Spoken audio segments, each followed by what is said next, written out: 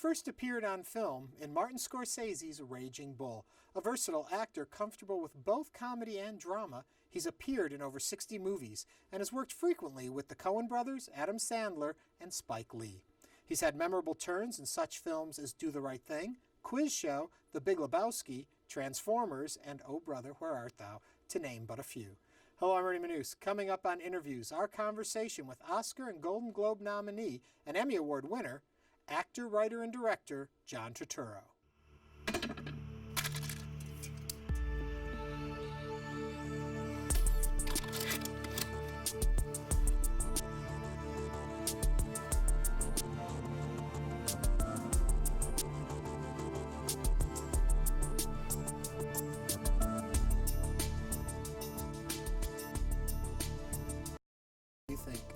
Your skill as an actor that affords you the opportunity to work between art films, popular films, musical comedy, all that.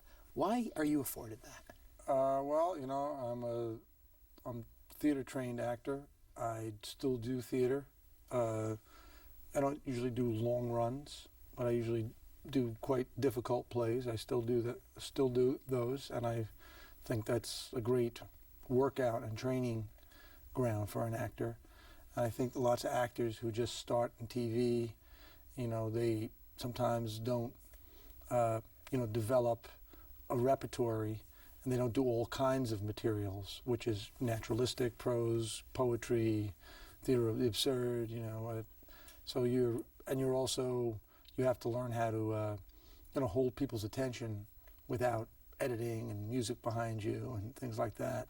So I studied for a long time and also did a lot of plays, and then you apply it to a new medium, which was film and TV. I've done some TV, usually movies, but I was interested in being a transforming kind of actor. Those are actors that I loved, even though there are people who don't sometimes transform, maybe physically or vocally, but you believe them in different roles, and they actually have a wide range of expression too. But unless maybe you look a certain way, and you're going to always be put in a certain part, you can have a career that way. The more malleable you are, the more flexible you are, the more different things you can do. I've played leads, I've played big supporting roles, I've done, come in for a cameo, and I've directed, now 4 movies too. Yeah. So, but it all comes from there, from the theater work. Having worked in theater and continuing to work in theater, do you find working in film less rewarding? It depends who you're working with. It depends. Sometimes yes, sometimes no.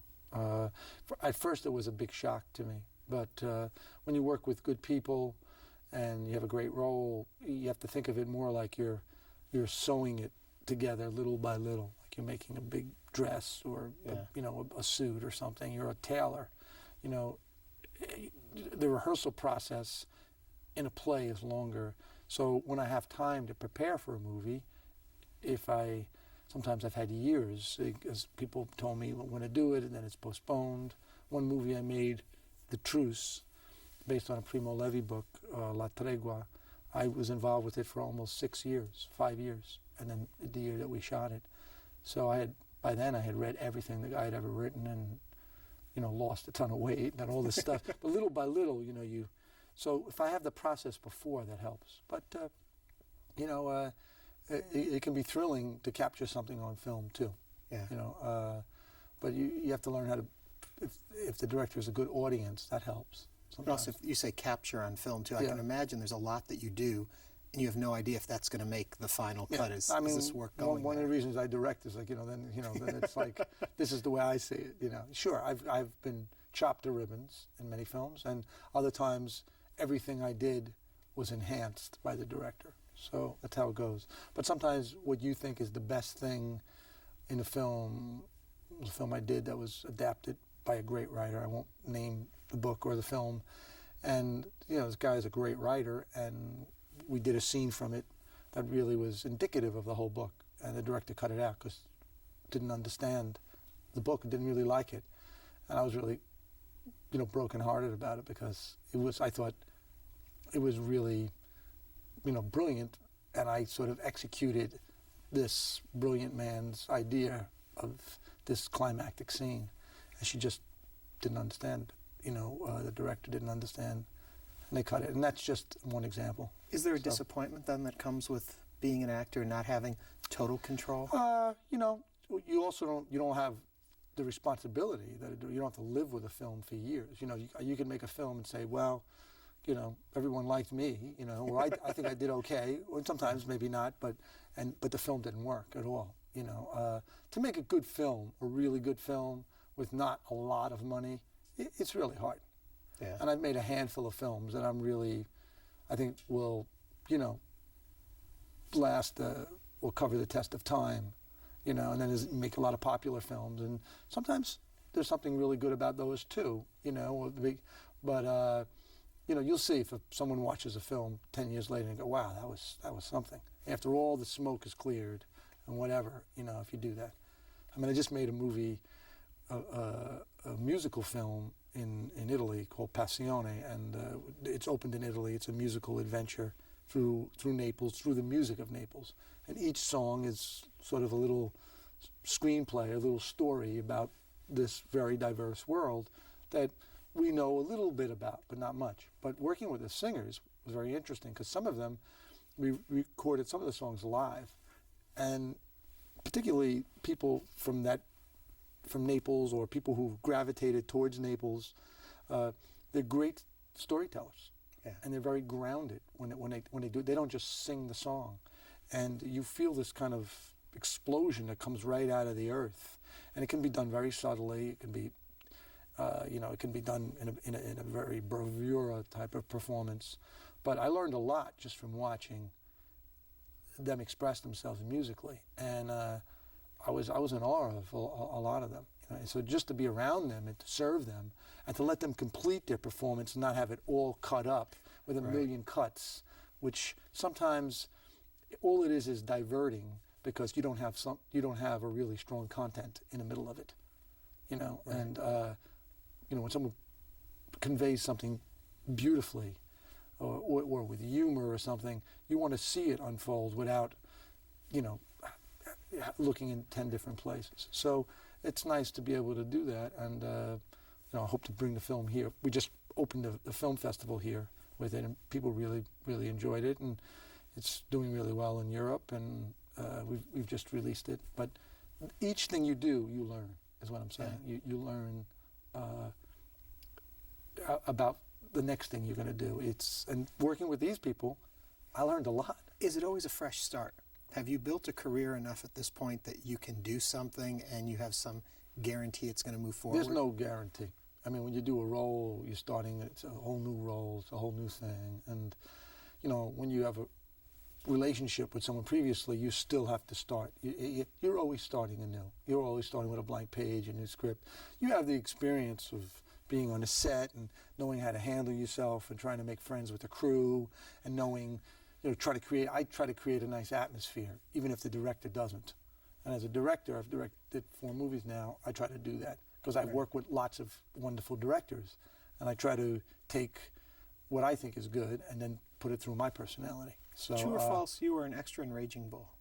I have one line, Hey Jake, in Raging Bull. I auditioned for it for about a year, and I'm friends with Robert and Martin, both. And I bring that up because I wonder, with what you were just saying, what you take from that very first experience in that kind of an environment. Oh, Scorsese influenced me, because he made films about a world that I knew something about, and he also was influenced by a lot of films that I've been influenced by too. A lot of great American films, a lot of great European films, a lot of great Italian films, that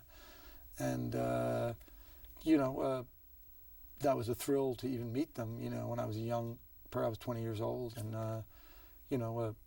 and I auditioned for it, and I've worked with both of them since then and know them, and they had a big influence on me, both of them. And I think the world of filmmaking was a little bit purer in the 70s, or they made many more adult films. And when you use the word art films, there was really no such thing as that. When I used to go to the movie theater, I would see, Jaws, but I would also see, Mean Streets and The Last Detail and Seven Beauties and the newest Truffaut or Bergman, an Antonioni film or whatever, and those were considered hip films to see.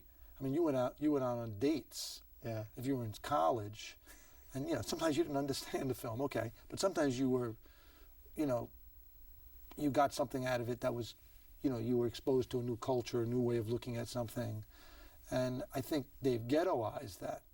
We've really commercialized things that everything is Starbucks. I mean, not saying anything bad about Starbucks or McDonald's or whatever. Right. And it's really unfortunate for the younger people that they don't get exposed to such a wide variety of entertainment. A serious film can be very entertaining. It could also be very funny too, right, in a different way. And I make some movies now that you could make 20 movies for the amount of money that they make one movie. So there's something so out of scale about that. And when you lose individuality and specific, you have a story, he has a story, she has a story, you're losing something. And not everything has to be aimed at the lowest common denominator or the youngest audience. Right. When I was 10, I wanted to see movies that I couldn't get into. You know what I mean? Yeah. And I still want to get to see those movies. So. Those are the movies. So I'm just saying that there's this, it's a very capitalist type of idea, like sell, but sell what? When you sell something that also is stimulating to you in a way that you go, wow, it's expanding. And not to say and it can be a learning experience in a very, sexy, very humorous, moving, whatever way, And I think that's, I kind of hate that whole thing of like, well, now I have to work in the, I have to do something that's like small. The connotation of that is like, it's not a good thing in America. And I think that's really wrong. Yeah. Because America really wasn't built that way. It was all built by all these, individuals and its interaction and stuff. And when we just kind of maul our culture, this festival in Houston right now is very interesting because it's about all the art forms, the films that are about all the different art forms. And it's all related, they're all interrelated. So that's lovely. And you see people doing that, but it's nice to have a life to take something like that and then to continue it because people need that. Yeah. It's a good thing for people. I read somewhere that you said, and I'm going to paraphrase it terribly, but sure. I'm sure you'll know what I'm talking about, the wow factor of working in film, that going onto the set, being excited about doing it is something that you want to keep with you. That when I try to keep a granted, little bit of an amateur approach. I try to do that because the love of, the amateur's love of something can be a great thing, and it can be really an enthusiastic thing to be around and invigorating. And there are people, movies that it's all about one person, and that's not really an interesting experience. Yeah. This movie I just made, it was in Italy. It was a completely collaborative experience, even though I'm like the leader of it. And I think that's something great about it. Eventually, you have to make a decision, and sometimes you have to make it very fast. But it's a great thing to feel that and not to be kind of jaded. Some people, they get the job, and then when they're doing the job is not so interesting. I realize that who I work with is just as important as what I'm doing and the environment I work in, and I try to create a good environment. And you talk about even in auditioning that you try and give the actors something. Yeah, because I know what it is to go on the other side, and it's I don't like that process. Yeah. I'd rather actually, work with someone and then talk to them, and if I'm interested, maybe have a coffee with them or something like that. It's. I'm curious about that. I heard you say that in something I was watching, and you talk about sitting down, having a coffee, looking at their mannerisms. And I would think that as an actor, you mean? If you're going to direct a film and you're casting, and so you meet and sit with someone. Right. But as an actor, isn't the job of that person to bring something new to that role as opposed to just being themselves on but screen? you also So you're looking at what you, like Ilya Kazan said it. You're looking at the material you're going to be working with, And when you know someone a certain way, what they can do, or whatever, then you can have a shorthand with them. But if you don't, you have to know the material, the personality that you're working with. And it's like a horse, you know, like you have to, you know, wrangle the horse, you know what I mean? And say, okay, let me lead it this way or that way, or get out of its way and let it run, you know, and not, so you really, you know, you really want to, you know, understand the person. Yeah, then they can use their imagination from that. I mean, I worked with Kate Winslet on Romance and Cigarettes, and we had rehearsals, we did stupid acting exercises with the whole group, but we worked alone too, and we tried all kinds of things.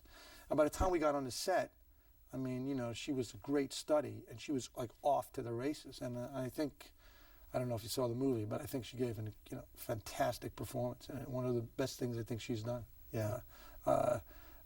So, you know, really depends, you know, if you understand each other's sensibility. Does it work the other way as a director? Can you look at a director and know that's the raw material you're going to be working with? Can I study them, you know, because, you know, a lot of directors don't direct me. They will let John do what he wants to do. And you know, you want to be directed somewhat, you know, or at least orchestrated a little bit. Yeah, no, you know, some directors are very nice until this says action. And then you're like, oh my God, this is another person, you know. So, you know, when I can work again with people, there are many people I've worked with which I would have loved to work, and I still would love to work with again, you know. And you don't always get that opportunity because maybe you're not right for something they're doing or whatever. So, but that's very helpful because the first time can be hard. I'm not sure if this is true or false, but I've heard that you are in more Spike Lee films than any other actor. I don't know. Well, I've only played in I would say I really had in 4 of the movies I had real roles. And then I did cameos and a bunch of other things, you know, like He Got Game. I had a nice little cameo. And then sometimes I just did, he wants me to do a day or 2. But I basically was Do the Right Thing, Jungle Fever, Mo Better Blues, Clockers. Those I had roles in. Yeah. Especially, I would say, Jungle Fever and Do the Right Thing. Those are my favorite 2 things I've done for Spike. What do you think Spike has that made him hit at the time he hit? Well, he hit at a time when there weren't a lot of black filmmakers. Let's face it. Yeah. You know, he showed it could be commercial. He obviously stirred the pot a lot. You know, and it was all these. But you know, he's a good friend of mine, and I actually think he's a good person. And you know, maybe he was doing that on purpose to get people to see those movies. But those movies were commercial movies. I mean, Jungle Fever, you know, made a lot of money, and now things have changed. But he reopened the doors for a lot of young filmmakers. There were some filmmakers. Bill Cosby had made some films. Sidney Poitier. There was a whole, you know, kind of black film thing happening in the 70s. But Spike showed that, you know, people could go to watch a film, sometimes black and white or black, you know, subject matter. And now we see, you know, and all these other filmmakers who came after him. So I think he did a big service that way. And I think he's a really good filmmaker. And he has a lot of interest in social issues, which a lot of filmmakers used to have, and less do they have now, you know. And some people are, you know, afraid of that or whatever. You know, I mean, now the business is changing. It's either gigantic films or tiny films. The medium-sized film is not being produced. And that's how I really made my living. I never did big movies, ever, until so there's a couple now you've made? Yeah, no, I mean, I just was, I didn't have to. Yeah. And then, you know, some I made and I enjoyed because my kids wanted me to do them and stuff like that. And it's fun to do, but it's not where I mean, sometimes you could do something really creative, like I did Mr. Deeds, and they let me do something really creative. They let me do exactly what I wanted to do. And I felt like, wow, that was a creative experience for me. And people really loved it, and like Adam. And I have a lot of respect for to do comedy. It's very hard. It's not easy. And so people, you know, do the Transformers films. I think about, well, how about all the parents that are going to see it? Let me try to give them something that they can hang their hat on to, because I can't follow it either, you know. There's too much going on for me. But that's not really where I live. Yeah. And it's not what I why I wanted to be an actor. You know, I wanted to be an actor because there were things that moved me, you know, or made me laugh, you know, gave me belly laughs. And, you know, the stuff I've done with the Coen brothers and stuff, you know, I mean, that's some funny stuff in there, and it's some dark stuff. And but they're real, they have their own sensibility, and they're real old-timey craftsmen. Why do you think it works so well, you with them, that relationship? Oh, I think we share some sensibility elements, you know, in our lives. We're all, you know, we get along really well, and I would, you know, I like to try to surprise them because they do everything so well. I like to try to bring something to the table that they haven't thought of, and I get a kick out of that, you know. And I really, really, really like them as people. They're terrific filmmakers, but they're better people, and that's very rare in the business. And when I did Romance and Cigarettes, you know, they were my executive producers. They helped me edit the film, and when my company got sold, you know, they still supported me, tried to help me do everything. They're really good people, and you know, they understand that something could be really good, and maybe not that many people see it because it didn't get a certain kind of release or something. Right.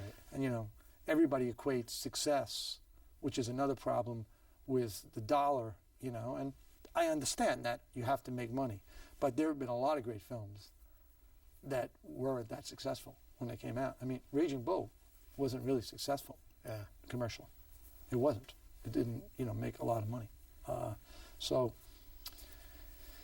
you know, it's just, you're lucky to meet certain people in the business. And I've worked with, you know, Francesco Rosi, Robert Redford, Peter Weir, Tom DiCillo, Allison Anders. I've worked with lots of good people, Billy Friedkin, you know. Anyway, Ron Howard, so Scorsese. It's, you know, I hope to be able to still work with good directors, and I hope to direct more movies. When you go through a list of names like you just went through, is there an added pressure working in that environment? I mean, it's already, I think, a very difficult job to walk out on a set, your first day out and work with people, but then it's Martin Scorsese behind the camera. You just have to realize, okay, you know, this is who they are. They're a person too. And, you know, I usually make fun of them. I find like their weak spots, you know, or whatever. But people are afraid, and it's no good to be afraid. I learned that early on. But how do you learn that? Well, you have to go through it. You have to be, you know, you watch, and then you watch how people function. And you go, wow, they're really not functioning that well, are they? And they're nervous, they're afraid, they're going to get fired. Because actors are still afraid. You know, you could work a few days and then you get fired. Right. So, you know, and I know how to say, okay, I want another take. I'd like to try this. I want to do that. And if I have to fight someone, I will. And I will fight, you know, I'm not afraid to do that, you know, at all. I mean, at all. And I don't want to do that, but if I have to, and if I feel like I'm being suffocated and I can't function, and I was like, you know what, I'm going to try this way. But there are lots of directors you can only do so much for. And they want you to do more, but they don't create the environment, the script isn't there, they don't have the intelligence to do it. And sometimes people have asked me, why can't you do what you did in this other? And I was like, you can't. That's like, you know, that's like being with a girl and another girl say, well, why can't you kiss me like you kissed the other girl? It's like, well, because she kisses better than you. What can I say? You know what I mean? She's different, you know. Right. And I don't like when people do that, you know. Then there are other people who see something in you and give you an opportunity that you've never had before. And that is a big privilege, you know, when someone does that. And so, but actors, you know, you can talk to any, even the most famous actor you have. If you don't think that they aren't a little afraid and think and a little scared of, wow, you know, this could all disappear like that, you know, it could be all gone. They live with that fear, you know. I think a musician, for example, you know, they can play their music. Now, whether they can get a job or not, whatever, but they can do it. An actor really needs, you know, another actor, a story to be involved, you know. Yeah. So there's a lot of fear in the business, a lot of neurotic, you know, personalities and egomaniacs and, you know, people who think they're so great. And so, you know, I keep my feet on the ground and I try to be the best person I can be. Sometimes I play parts like when I did Billy Martin, you know. I was in the, you know, I was hungry. Because I was I was losing, lost weight, and I was, people were afraid of me on the set, and that was fine. And that was the way it was going to be, because I was playing Billy Martin, and I told everybody this is how it's going to be, So. Do you take your characters home with you? Or? No. But during the day, I was like, really focused. We had to shoot a lot. We had to keep rewriting, and I really had to take no prisoner's attitude, and and everyone saw it, and I was, and it rubbed off on some of the other people, and I loved doing it, and I felt like I wanted to do justice. He wasn't around to defend himself, and I felt the pressure of that, and I had a great time doing it. I loved doing it, and but I was really in the hole when I did it, And if you don't eat a lot, you get ornery, and he was an ornery guy, so. That was easy to, to do. No, not easy. It was actually really hard. But once you get into it, you just keep. Sometimes it's hard to come out of something if you've done it for 5 months. If you've done a real descent. Other times you're just tired. But I've had a few roles that has been hard to just leave them. Well, thank you for all the roles that you've given us over the years. A pleasure to have you here with us. Okay, thanks for having me. John Turturro. Okay.